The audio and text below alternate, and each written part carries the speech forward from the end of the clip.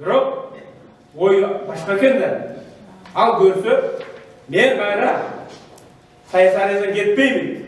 Мен Арашанга барып бир жазып гитара чертип отура бербейм. Мен кайра саясатка келем. Мен бай өзүмдүн иштеримди кылам деп келген жаман ойым бар экен. Бирок ойым иш жүзүнө Кудай бар экен, Аллахтан бар экен, иш жүзүнө ашпай калдым экен. Бүгүнкү күндө алмаша чечимдер кылып атат. Бүгүнкү күндө карапайым СДПКларды бири-бирисинен уруштуруп атат. Бири-бирисин омон кылып, бири-бирисин омон кылып, мына мондай болуп атат. Мына бүгүнкү күнгө биз бул жакка Ирина Карамушкини чакырганбыз. Дагы чакырганбыз. Свердловская районунда биз чакырып атабыз. Келгил.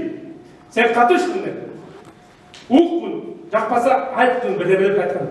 Бирок ал андай кылган жок. Баардыгы күбөсүңөр.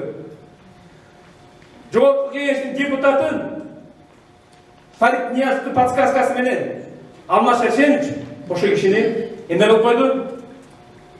Туура айтасыздар. Обон кылып койду. Обон. Мына бүгүн да бияка чакырганбыз. Бүгүн да бияка келип, мына биз кабыл алып аткан конференцияда резолюцияга келип, өзүңдүн ой пикириңди публично айткын деп. Биз деген Кыргызстандын жаңы тарыхында бул биринчи жолу болуп жатат. Жаңыланалы, тазаланалы, жаңы жолго баралы деп мынакей. Мунун эмнеси туура эмес, урматтуу менин партиядаштарым.